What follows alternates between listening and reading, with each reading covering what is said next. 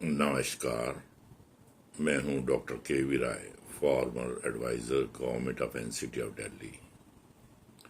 आज हम बात करेंगे compulsory retirement under section 56J of FR. यूं तो सरकारी मुलाजम को कॉन्स्टिट्यूशनल आर्टिकल्स 309, 10, 11 एक ऐसा प्रोटेक्शन देते हैं कि किसी भी सरकारी अधिकारी को हायर एंड फायर नहीं किया जा सकता जब तक कि उसके ऊपर कोई आक्षेप ना हो या उसके विरुद्ध कार्रवाई ना की जाए या उसके विरुद्ध कोई डिसिप्लिनरी एक्शन लिया जाना है तो उसको रूल्स एंड रेगुलेशंस के अनुसार करना होगा या प्रिंसिपल ऑफ नेचुरल जस्टिस को मीट आउट करना होगा। परंतु कुछ एक सिचुएशंस में एफआर 56J सरकारी तंत्र को ये अधिकार देता है कि वो किसी भी डेडवुड को यदि चाहे तो पब्लिक इंटरेस्ट में नौकरी से बाहर कर सकता है, परंतु उसके लिए कुछ टर्म्स एंड कंडीशंस हैं। उसके लिए कमेटी कॉन्स्टिट्यूट करनी पड़ेगी जो उसके पूरे कैरियर की ACRs व परफॉर्मेंस को स्टडी करके अपनी रिपोर्ट देगी और उसके आधार पर ही निर्णय लिया जाएगा।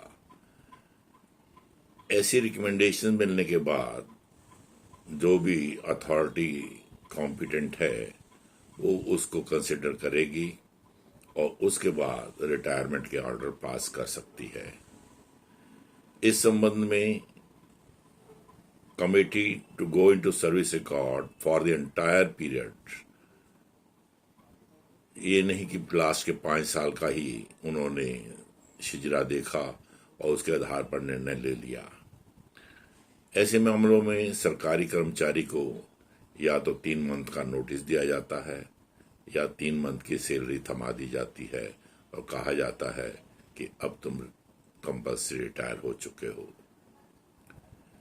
इस क्लास के अंतर्गत कोई भी अपील करने का प्रावधान नहीं है, परंतु केसेस को रिव्यू किया जा सकता है और रिव्यू के अंतर्गत जो भी निर्णय हो उसको इम्प्लीमेंट किया जा सकता है।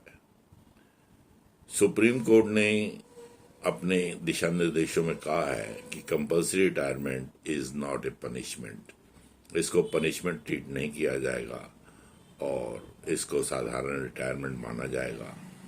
No compulsory retirement if due to retirement within 1 year. कोई भी व्यक्ति यदि फैग एंड पर है और उसकी रिटायरमेंट को 1 साल रहता है तो ऐसे लोगों को भी कंपल्सरी रिटायर 56J के अंतर्गत नहीं किया जाएगा। अब यदि हम डिटेल में चलें तो सेक्शन 56J जो है प्री मैच्योर रिटायरमेंट के बारे में, वो ये कहता है कि अप्रोप्रिएट अथॉरिटी जो भी है उसके पास एब्सोल्यूट राइट है कि वो किसी को भी गवर्नमेंट सर्वेंट को रिटायर कर सकती है after giving him 3 months notice और 3 months पे। इसके लिए जो कंडीशंस हैं वो ये हैं कि एम्प्लॉय जो है ग्रुप ए और बी यदि एम्प्लॉय है तो वो 35 साल से पहले सर्विस में एंटर हो चुका हो और 50 साल की उसकी एज हो चुकी हो। इफ ऑन रिव्यू, यदि उसके बाद रिव्यू होता है तो उसको रीइंस्टेट करने की यदि ऑर्डर की जरूरत पड़ती है तो वो भी किया जा सकता है और इन बिटवीन जो पीरियड है उसको ट्रीट किया जाएगा ऑन सर्विस। इसी प्रकार से इसी सेक्शन में प्रावधान है कि intervening period shall be treated as a period spent on duty for all purposes including pay and allowances, उसको दिए जाएंगे। ये रिव्यू के बाद की बात है।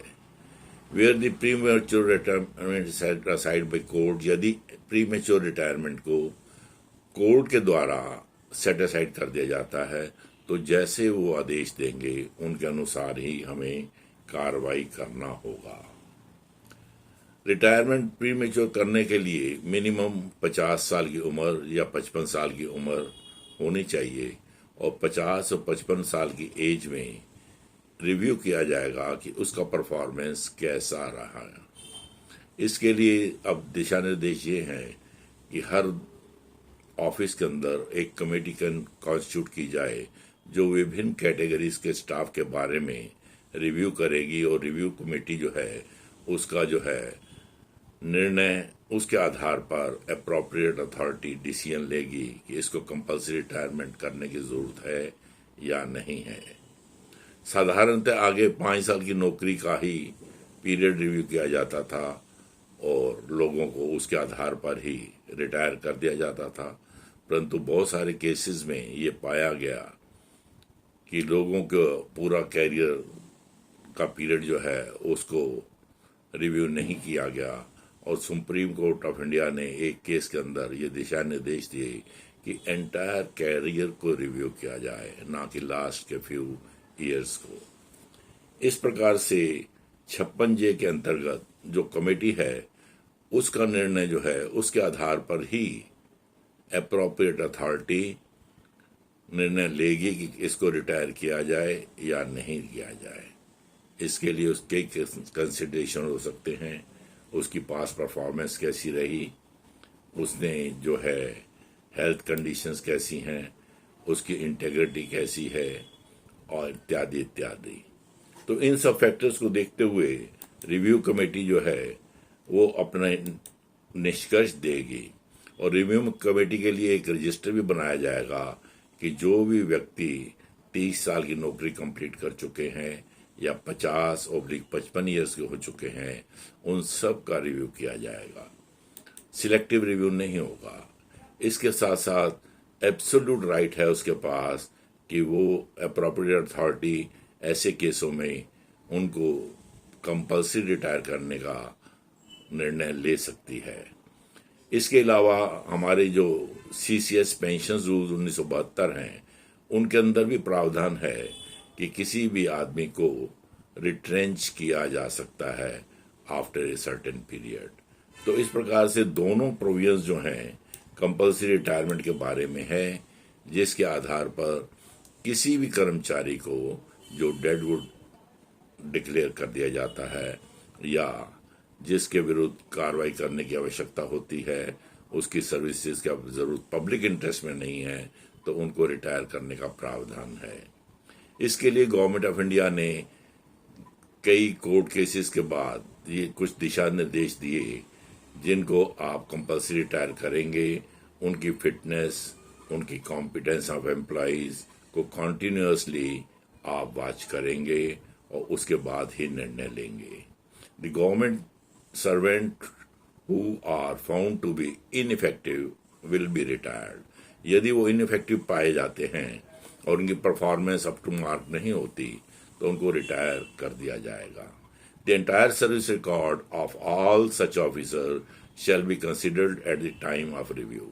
रिव्यू के दौरान आगे 5 साल का ही देखा जाता था नॉर्मली, ACRs परफॉर्मेंस या work and conduct report etcetera, परंतु अब आदेश हैं कि उसके एंटायर कैरियर को जो है उसको रिव्यू किया जाए और उसके बाद ही निर्णय लिया जाए। इसी प्रकार से superannuation no employee should be ordinary be retired on the grounds of inefficiency यदि वो रिटायर होने में उसका 1 साल रहता है। तो ऐसे मामलों में जैसे सपोजिंग सुपरएनुएशन पीरियड किसी का 60 साल है और उसको 59+ में वो चल रहा है, तो उस ऐसे केसों में हम उसको कंपल्सरी रिटायर ना करके कुछ वेट करेंगे। इसके लिए एक सुप्रीम कोर्ट का अहम केस है जिसके अंदर कुछ दिशा निर्देश उन्होंने दिए थे, वो है बैकुंठ नाथ वर्सेस चीफ मेडिकल ऑफिसर। इस केस में 1992 के अंदर सुप्रीम कोर्ट ने कुछ गाइडलाइंस दी थी जिनको अब पालन करने की आवश्यकता है। An order of compulsory retirement is not a punishment. इसी जजमेंट में कहा गया कि ये पनिशमेंट नहीं मानी जाएगी। It implies neither any stigma और एनी सजेशन ऑफ मिसबिहेवियर। तो इसके अंतर्गत ना तो ये स्टिग्मा माना जाएगा और ना ही मिसबिहेवियर का केस माना जाएगा। The order has to be passed by the government on forming the opinion that it is not in public interest to retain this government servant अब उसको कंपल्सरी रिटायर करने की आवश्यकता है। यदि ऐसा ओपिनियन बन जाता है तभी आप उसको रिटायर कर पाएंगे। Principles of natural justice have to be met before taking any decision. This does not mean that the judicial scrutiny is excluded. Normally, High Courts और Supreme Court उसके केस में एक एपेलेट ट्रिब्यूनल या appellate authority के अनुसार काम नहीं करेंगे, बल्कि ये देखेंगे कि कोई इसमें मेलाफाइड तो नहीं है, that it is based on no evidence और दैट दी आर्बिट्रेरीनेस इसमें कोई ना हो। तो इस प्रकार से सुप्रीम कोर्ट ने भी कुछ गाइडलाइंस दे रखी हैं जिनका पालन करना आवश्यक है। और यदि वो सुप्रीम कोर्ट चाहती है कि उसको दोबारा से जॉब में ले लिया जाए तो वो ऐसे दिशा निर्देश दे सकती है, और जैसे वो दिशा निर्देश देगी या हाई कोर्ट देगी उनके अनुसार उसको दोबारा से नौकरी पर भी बहाल किया जा सकता है।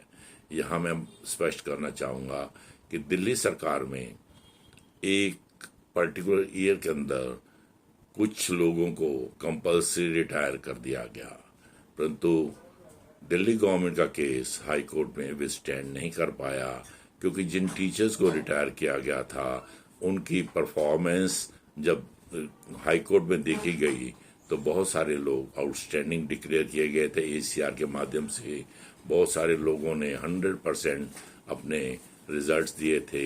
ऐसे में उन्होंने कहा कि इसको आपने डेडवुड कैसे डिक्लेयर कर दिया और इनको कंपल्सरी रिटायर क्यों कर दिया, और उसके बाद उन सब की ऑलमोस्ट बहाली के ऑर्डर हो गए थे।